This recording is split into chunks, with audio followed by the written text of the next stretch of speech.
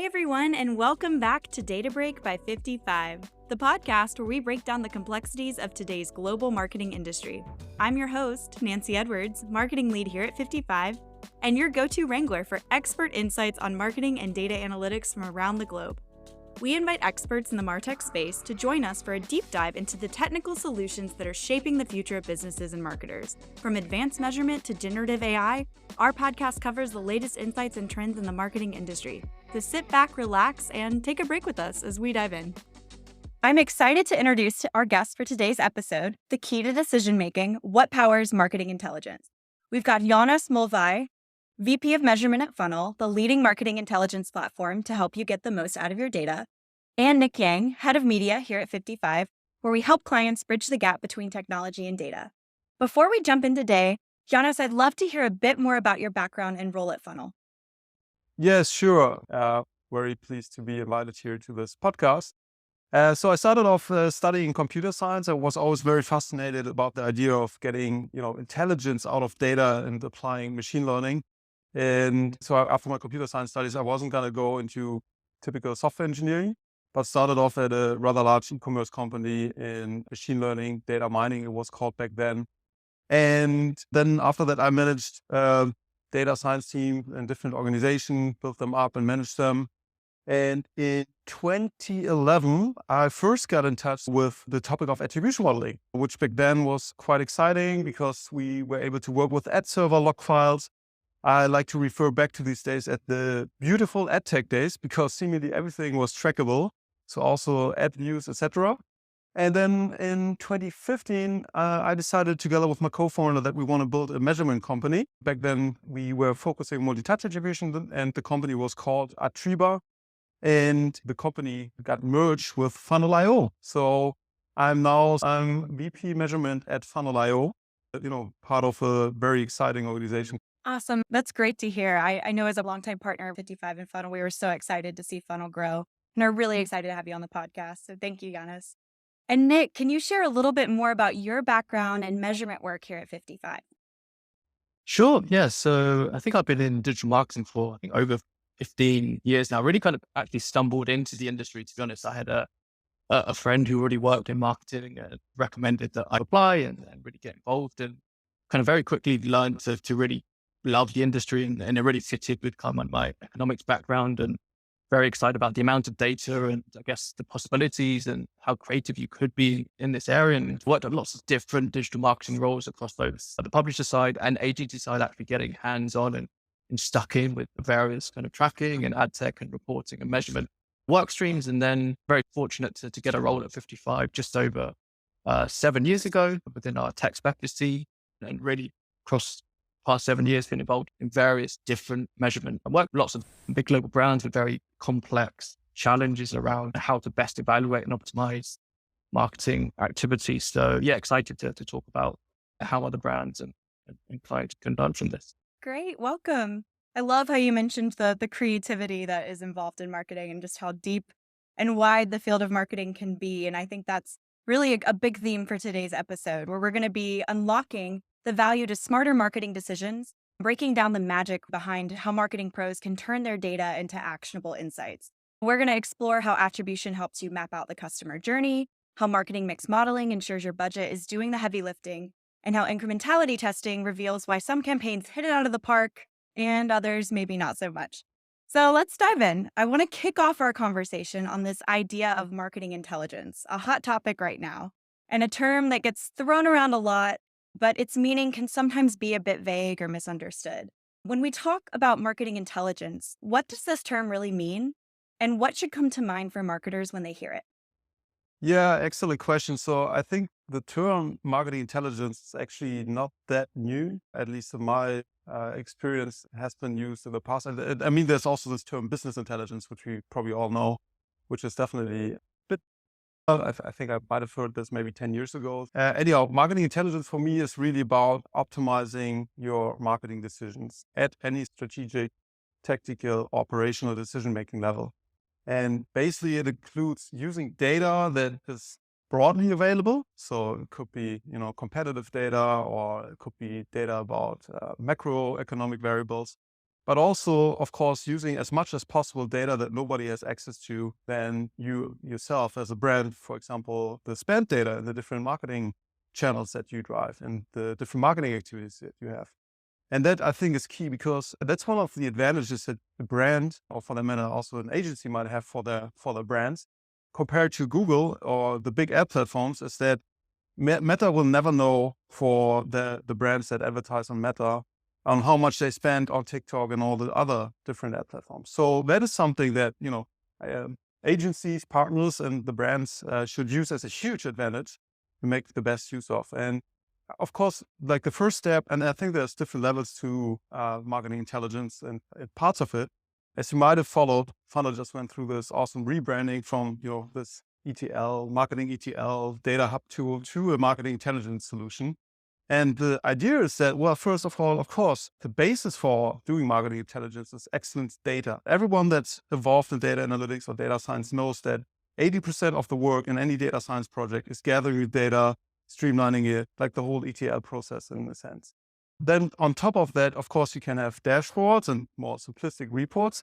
But at some stage, for us at least, with marketing intelligence, there's also some more advanced analytics methodologies coming into play, such as machine learning, AI, and all the things that we're going to talk about later. No intelligence is worth anything if you're not acting on it, right? So we need to make sure that whatever information, insights, or intelligence we generate for the clients and for the brands that we work with is actually being easily transferable in actions, because without action, there's no value being generated. So if you buy a solution such as Funnel or Funnel Measurement, for example, and you never act upon the insights, your ROI of that, is not really great, of that investment. So action is really, really key. Nick, I'd love to hear from you. I know you've worked with clients. You have gotten to see with a bunch of different tools, bringing everything together, communicating that to the client.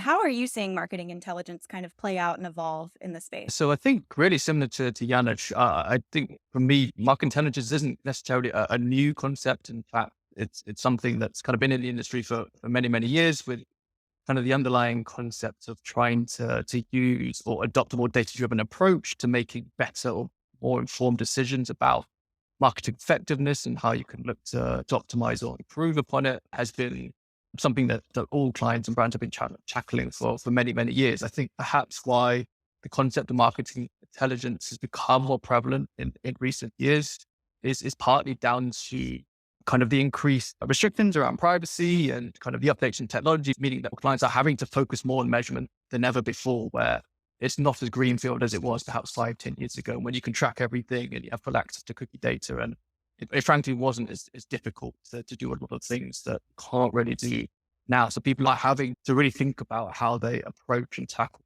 measurement, and to what extent it can still be as data-driven as possible, in coming up with or adopting new methodologies or solutions to support them with this. And I think as of when clients are kind of bringing in things like media mix modeling or incrementality testing into their setup and teams, I think they're also realizing that just simply having the tools itself doesn't automatically give them all the answers.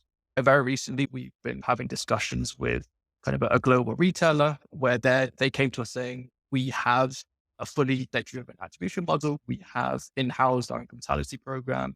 We've just put together kind of a full setup of Google's Meridian model, but we're still frankly a bit of a mess when it comes to how we approach measurement. Everyone does things in slightly different ways. Across the business, there isn't alignment on which tool should be used, which business questions and which KPIs should be used. So really for me, marketing intelligence is actually having a clear view and structure for how these different tools should be used in conjunction with one another, no matter how complex or simple the actual capabilities are. I think it's much more important to have that very defined approach in understanding how the tools should be used alongside one another, and kind of what ultimately determines the success or otherwise of your marketing.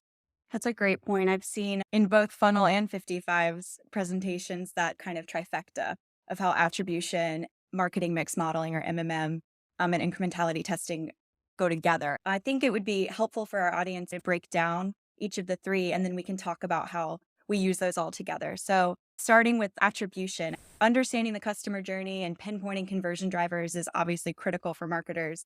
How does attribution fit into this typical marketing intelligence suite?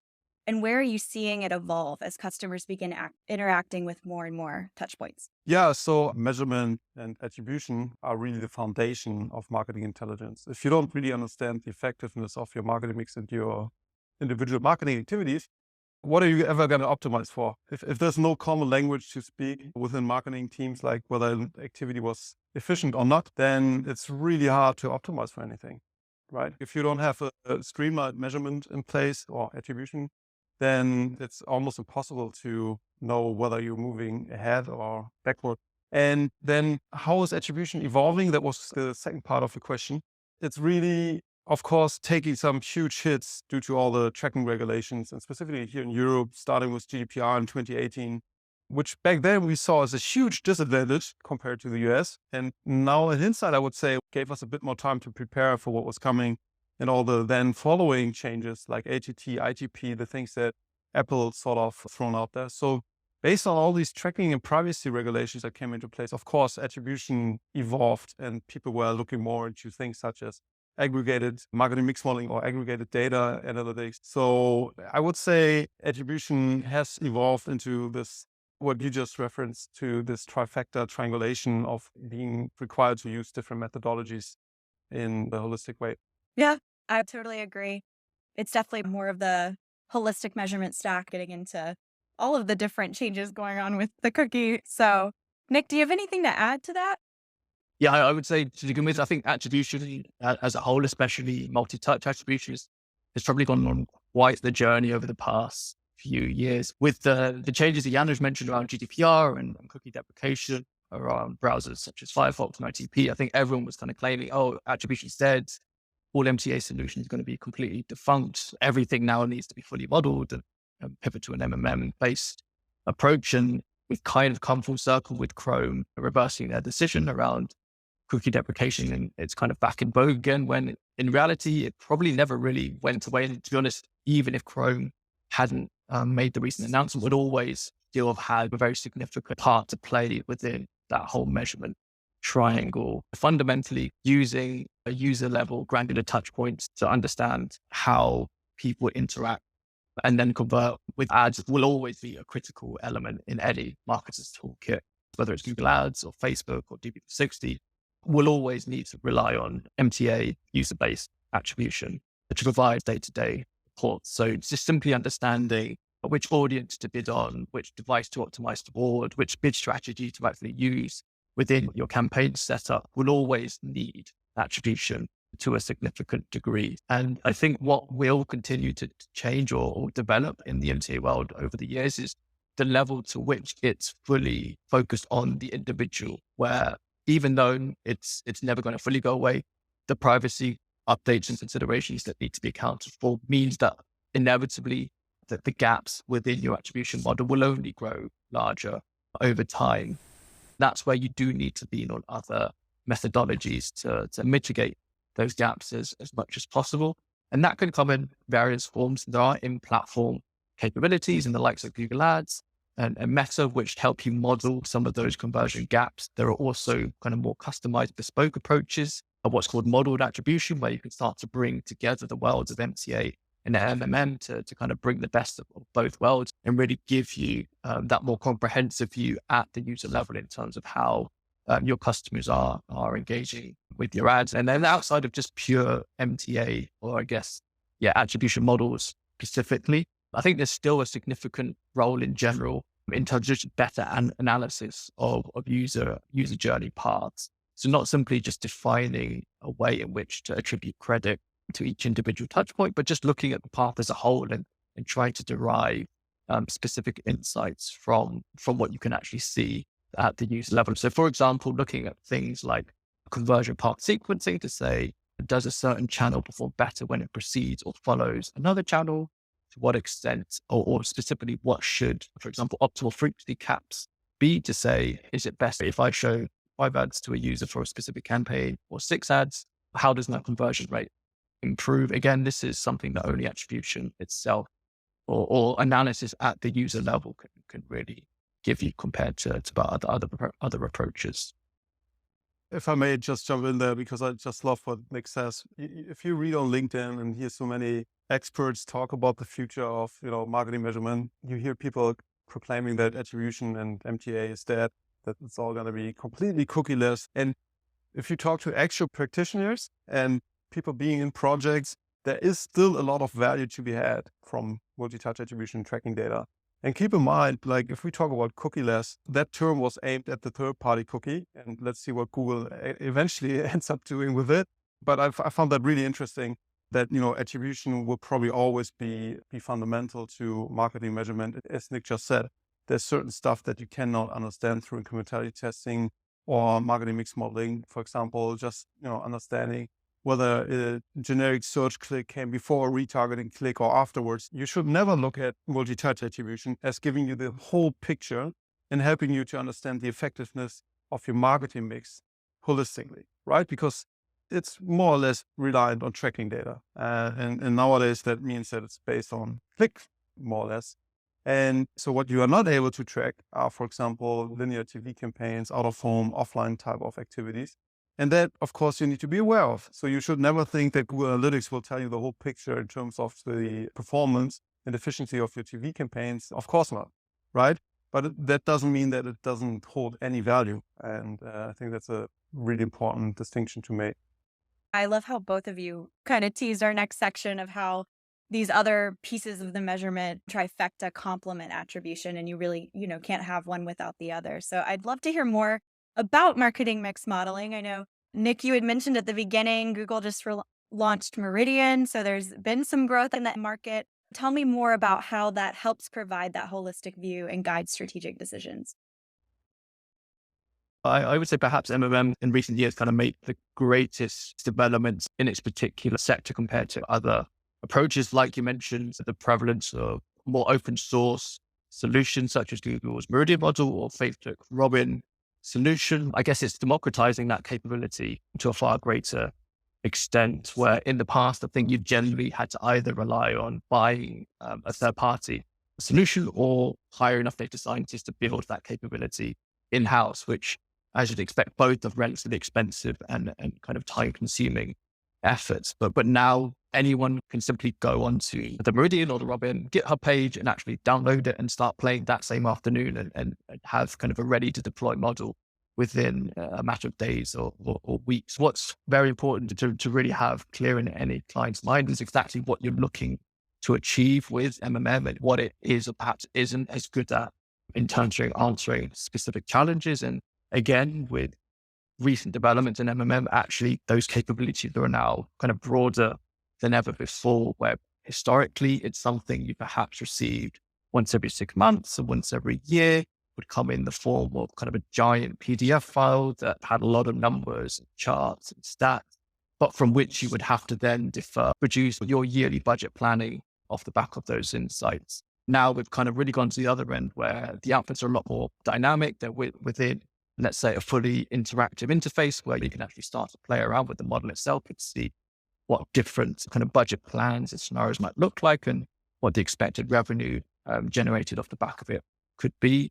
Outside of just having kind of more frequent granular data, there's also the idea that MMM isn't simply just a marketing tool, which I think is a very interesting kind of point to note, where the benefit or the beauty of something like MMM is able to incorporate all different aspects of what ultimately impact your bottom line as a business. You're taking into account things like seasonality and pricing and stock and competitor activity and many other factors. We very recently finalized the build of an MMM solution for a retail client in the UK. And we actually saw that 50% of the overall contribution towards revenue was actually just pricing, which is really interesting to note and puts the client in a much stronger position when having to explain forecasts for the coming year to show how important things like their pricing or discounts actually have on their bottom line and to better manage expectations within the business. Another interesting example we've been working on with one of our clients is that they have an existing cold and flu prediction capability that they developed internally. And what we're discussing is how that could be incorporated into some sort of media performance measurement solution where, alongside things like marketing and pricing and stock levels, we can also help them incorporate cold and flu forecasts into the predictions that the model can provide, and really give them a very significant advantage compared to some of their other competitors who have all of the same inputs, but obviously lacking that specific insight into cold and flu forecast itself. Yeah, but and one probably important aspect is that MMM is much older than multi-touch attribution. It has been used since basically I think the 1980s by big FMCGs such as Procter & Gamble to really understand marketing effectiveness, because there was nothing such as digital marketing tracking. And what MMM I think is really great at is having to understand the incremental impact of your marketing activities. Because basically we have been lied to a long while. When we look at Google Analytics, it always seems, oh, this conversion was due to this digital marketing activity. We have these CPA and ROAS values, and it always looks like it's only going to be a digital marketing activity that drove that particular conversion and generated that revenue. And now, also partly due to the tracking and privacy restrictions, marketers suddenly were forced to think about alternatives such as marketing mix modeling. And in doing so, they understood that, of course, this, restricted CPO or ROAS view was very limited and not holistic at all. And I think that's a huge benefit that marketing mix modeling brings. As Nick said, being able to bring in non-media, non-marketing effects, macroeconomic effects, even things such as inflation rates or, the interest rates, to really understand what is due to the marketing activities, the media activities, and what is basically maybe also only due to seasonal trends. That really is one of the advantages that digital marketers now were able to have this more holistic conversation with their branding and offline marketer colleagues. Those are great points. I love also the examples that were given too. It's really helpful to kind of see how it all comes together. Lastly, I want to move into the final piece of our triangle, which is incrementality testing. So I know attribution kind of helps us understand the clicks to the conversions, and marketing mix modeling is showing how the investments are performing. But to get that full view of the effectiveness, we need to understand why certain campaigns work. So could you explain how incrementality testing helps us answer this why, and why it's essential for understanding the true impact of our marketing activities? So we have to keep in mind MMM and also to some degree data-driven multi-touch attribution is more or less based on correlation analysis. One of the questions that we often hear in pitches is like, how do I know this actually works and it's not some sort of black box, or, how do I make sure that I can trust the results? And one of the scientifically best ways is to actually do incrementality tests on your marketing mix modeling results. So if you see that the marketing mix model, for example, gives you a ROAS for YouTube of 7, which, at first might seem kind of high. And we had that case in particular, and the brand said, well, I don't really believe that, so I'm going to do an incrementality test. And the ROAS they got out of that test was very close to what they saw in our solution. So that's a perfect example of how you can validate results from MMM or MTA. The thing is, if it's such a great way, then why not do it all the time? Why not just disregard the other two, such as attribution and marketing mix modeling? Well, the simple reason is that it's really hard to do incrementality tests all the time. And you cannot do incrementality tests for all channels all the time. So what you do in incrementality tests, you usually nowadays have a region where you expose the audience to your marketing activities, and then have a control group that, for example, might not see or might not be exposed to the marketing activity. If you assume that your marketing activity creates value, then there's opportunity cost, because one part of your audience is not seeing these ads that potentially and presumably drive value. So these opportunity costs, and then also the time it takes to do proper incrementality tests, need to be accounted for, and are most of the times the reason why people are not doing incrementality tests all the time. I totally agree with Janos in the sense that it's definitely the most rigorous and, I guess, accurate way to really measure causality. And ultimately, that's really what marketers or any kind of brand wants to know in terms of how does this channel or tactic or campaign ultimately impact my bottom line. I guess before we kind of dive into it further, it might be important to just distinguish incrementality testing against A/B testing, which are very similar in many aspects. But with incrementality testing, there is a very distinct kind of holdout and exposed group, rather than simply having two variants being displayed to different groups. And that's not to say one is better than the other, but answers a kind of a fundamentally different question around showing the underlying contribution of whatever it is that you're testing, rather than just comparing tactic A to tactic B individually. And also when it comes to incrementality, there's lots of different ways to actually run these types of tests. Ultimately, they fit two main approaches. One is around user testing, where you're physically kind of defining which individuals will fit into either your holdout or exposed groups. And then alongside that, you have geotesting, where you define the individual regions which fit into those two distinct groups. And in general, user-based incrementality testing is better suited to smaller campaigns due to the fact that because you're relying on generally cookie-based or digital tracking-based methods to identify and deliver your control and holdout groups, you are exposed to inevitable tracking gaps around consent and GDPR and cookie regulations, etc. But like Janusz said, isn't really feasible to simply kind of deploy at scale all the time. We've seen many examples where if the test hasn't been as successful as planned, the client immediately dismisses kind of that channel or tactic, saying, okay, because we ran that test, paid search now just doesn't work for us, or I shouldn't be investing in this particular publisher. And that's just simply isn't an accurate or fair conclusion to come about, where it definitely needs kind of further investigation and analysis to understand exactly why potentially that test wasn't as successful as planned, and maybe something entirely separate to what you were testing in terms of perhaps the creative messaging, or maybe the target audience wasn't the most effective. And that's part of the reason why you saw the result that were produced, rather than necessarily the underlying channel or tactic as a whole not being viable for that particular round. So lastly, a couple of other points around kind of when incrementality may not be as appropriate. So especially where you're looking to test something a little bit more operational, like a creative variant or perhaps a new bid strategy. Again, that's not really something incrementality testing. For evaluating it is definitely where you'd want to lean on something like MTA or MMM instead. Similarly for channels like TV or out of home, it's really difficult to really enable either robust user or geo-based test as well. And then on the other side, there also is that underlying kind of spend volume requirement, where unless you have significant data behind it, it's very difficult to draw kind of any robust conclusions from these types of tests. So it's something you should try and do as much as possible, but also equally important to understand where it's not necessarily kind of the most appropriate toolkit in your armory as well. Yeah, a lot of moving pieces on all three of these different strategies. There's things you can leave out. There's things you need to think about outside of it. So I'm curious, our final question, how can you leverage all three to sort of help fill in some of the gaps? And what are the benefits of really integrating this approach?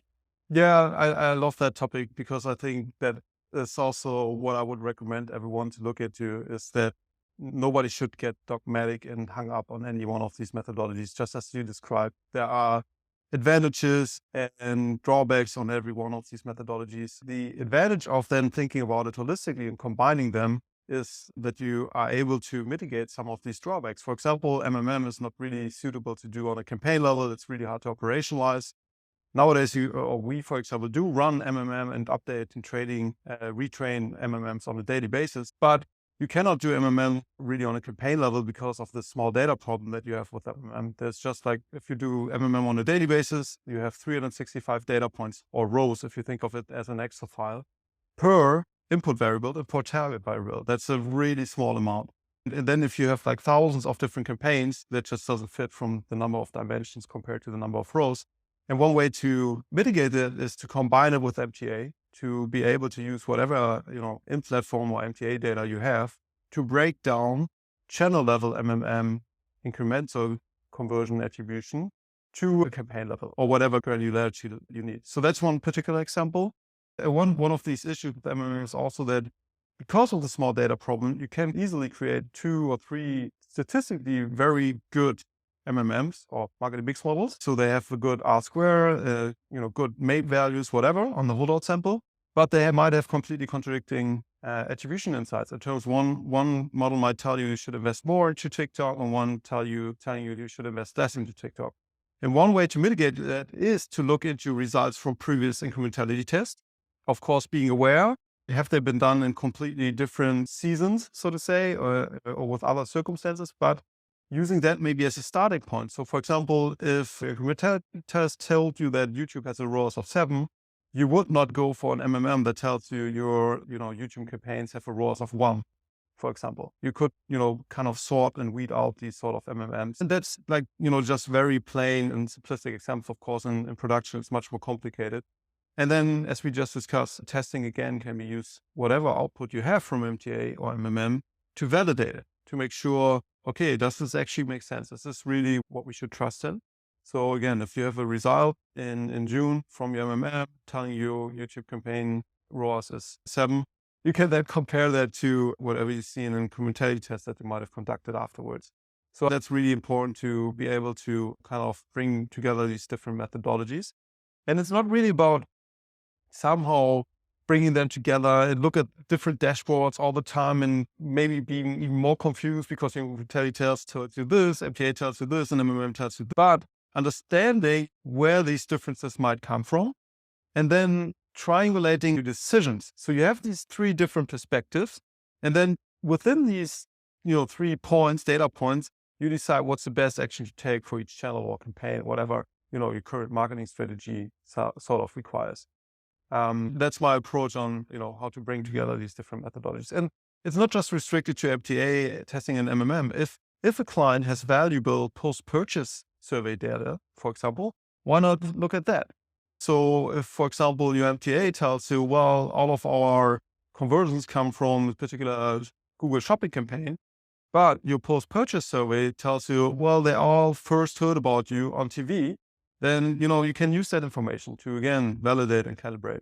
Agree with everything Janusz said. And I echo his sentiment in the sense that market intelligence is really where the magic happens. It's the most kind of exciting and interesting part, where in and of itself, each kind of capability, whether it's MMM, incrementality, or MTA, is only a small part of the overall puzzle. Having a very clear view of exactly which business question each tool or capability is best designed to answer will go a long way in terms of getting the most out of these capabilities and being very kind of clear and defined up front around kind of how they fit alongside each other is critical really to getting the best out of each tool. But having said that, there is also a huge opportunity in terms of kind of feeding each solution into one another. And Janusz has already kind of explained some of the various ways in which that can take place. Just to add a couple of other examples, where if we look at, let's say, MMM and incrementality, naturally using incrementality to validate your MMM hypotheses is a really foundational and necessary step for any client to take. But likewise, going the other way in terms of any ad hoc or wide studies you might run, especially for channels that you haven't necessarily run before, or slightly newer to your marketing mix, would be critical in terms of actually calibrating that underlying channel multiplier within your MMM study. So that would be where your MMM solution will be improved by running more incrementality tests and integrating those results into your current setup. And similarly with MTA, there are natural limitations around kind of exactly what you can track at the user level. And it's very difficult to capture things like seasonality or other macroeconomic factors within such a solution. So a very simple process of adding more bespoke multipliers based on MMM outputs can immediately make your MTA solution more powerful and allow you to make better optimizations at that more granular level. If we were to kind of break it down into very foundational steps, any client generally should be using attribution for day-to-day optimization within a specific channel or across a subset of channels in itself. Something like media mix modeling is more around your medium and perhaps longer term budget decision making and optimization. And then finally, incrementality is your most long-term strategic view of the underlying effect or value of certain channels, especially when it's something brand new that you haven't run before, and also on a more ad hoc basis to really help validate any hypotheses or learnings that you generate from either your attribution or MMM solutions. And naturally, there's a lot of nuance within that structure, but I think that's a really good basis for any client to start with. And then as they test and develop each of those capabilities, naturally, there'll be various synergies that they'll find across each of these 3 tools. Nick and Giannis, thank you so much for your time today. It's been really awesome to hear you both so clearly communicate such a complex topic. And going back to what you said at the beginning, Nick, it's been cool to see your creativity. You both have, mentioned the limitations, but also you mentioned tons of possibilities, and it's been really, really fun to watch your brains kind of working and hearing from the experts. Well, I could do it this way, or you could look at this.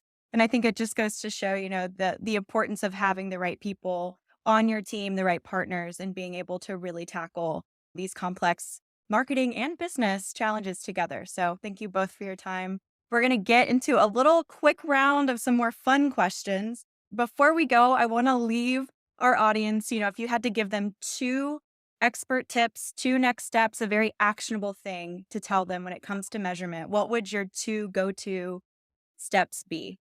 So first one is don't fall in love with your measurement methodology. So don't become dogmatic about it. Don't think any one of those is worth sharing your love with. And then maybe from a first principles basis, start understanding the limitations of each. So it almost sounds too good to be true. What you hear many times, like the Holy Grail, helps you to analyze everything in a holistic way. But just understanding the amount of data that you're able to process compared to, for example, MTA and compared to other advanced analytics cases, I think that's really important. Try to go into it, try to understand the basics of what is actually going on there and understand why each methodology has its limitation.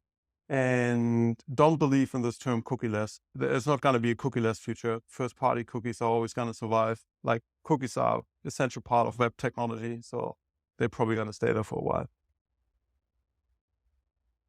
Great, Nick. Over to you, Nick.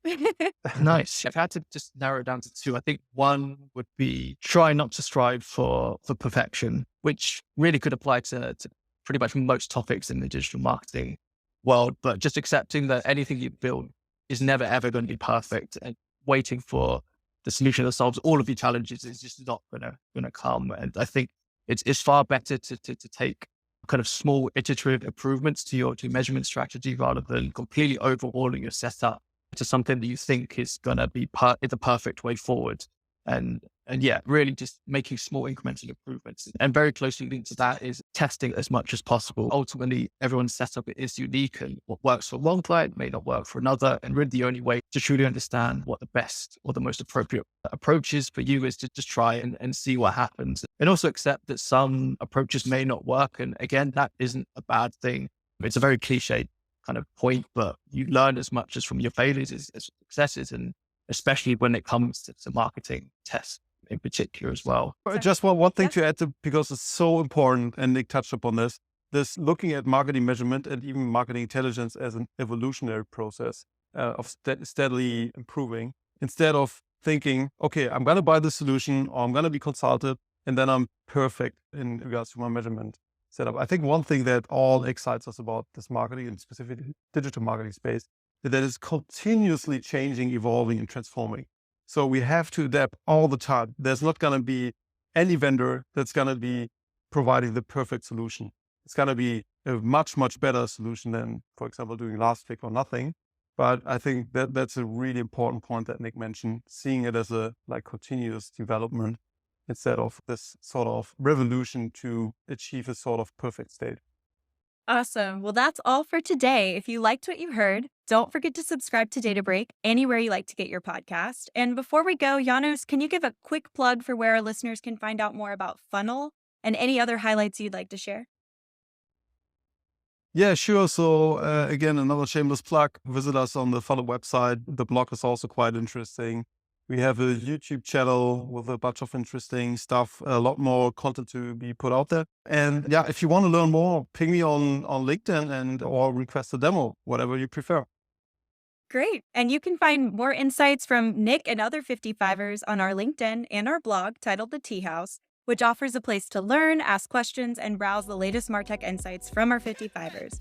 Until our next Data Break, stay curious, stay data-driven, and continue exploring the world of marketing and data analytics. Cheers, guys. Awesome. Thank you so much for having me.